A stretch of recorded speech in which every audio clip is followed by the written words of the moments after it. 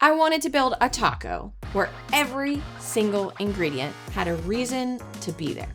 Not just taste, but of course, taste too. But I wanted nothing in here that was just filler. No iceberg lettuce, no refined flour, no controversial oils. Every component earns its place. And it's actually not complicated. It's mostly just swapping things you're already using for better versions of them. Let me show you. 2 pounds of meat, 1 pound pasture-raised ground beef, 1 pound ground chicken. Pretty straightforward. Here's the thing though, mixed into our chicken, we have organ meat. And I know some of you guys are not fazed by this. Others of you are terrified right now, but stay with me. You cannot taste it, not even a little. What it does bring, liver is one of the most nutrient-dense foods you can eat. And heart is one of the highest natural food sources of coenzyme Q10. You don't have to know what it is, just know that it's a really important compound for all of your cells. Avocado oil, high smoke point, doesn't oxidize at these cooking temperatures. Onions in first. Onions never did anything to anyone except for make them cry. Then the meat. While that's going, the vegetables. Brussels sprouts, radishes, and carrots. These are all going into the food processor until they're finely chopped. When they're this size, they go into the filling completely unnoticed. And none of your kids, or maybe you, will be tempted to pick them out. Yet you're getting almost as many veggies as meat. And both Brussels sprouts and radishes are cruciferous. What does that mean? That means when you break down the cell walls of these, which is what the food processor is doing, you're getting sulforaphane. There's more research on sulforaphane for anti-inflammatory effects than almost any other food compound. You're welcome.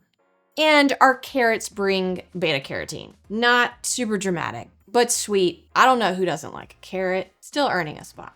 Into the pan, and in a few minutes, you won't be able to identify any of them. All right, the sauce. Tomato paste first. I'm gonna let it toast in the pan for about a minute to get rid of that acidic, sharp bite.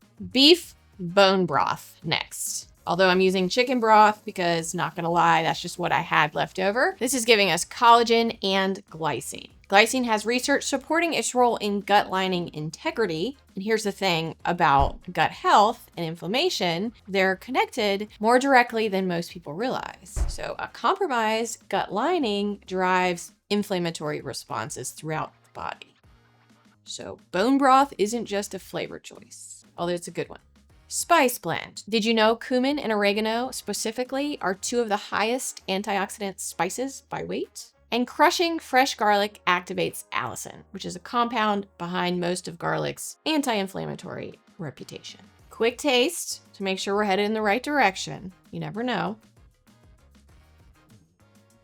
This is perfection right here. Moving on, tortillas. But before I do, I will have one more bite. Blue corn masa harina. MASIENDA sent me this, as well as this. Good ingredients, high quality sourcing, which I appreciate. And I'll have an affiliate link in the description if you want to check them out. Tortillas are very easy to make. You're about to learn how. All you have to remember, 1-to-1 ratio. So 1 packed cup of your masa for 1 cup of warm water.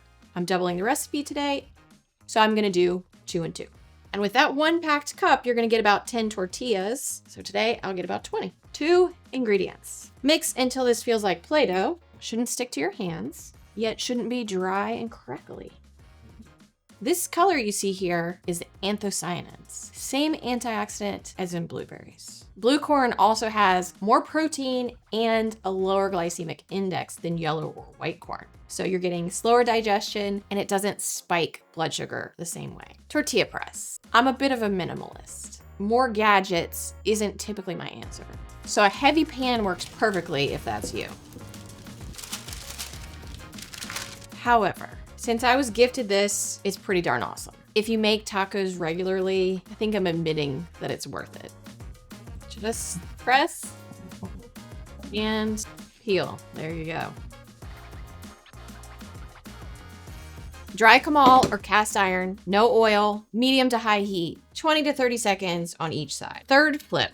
If you're doing everything right, especially if you push the sides down to trap the steam, you'll get a little puff. stacking a towel while you work through the batch.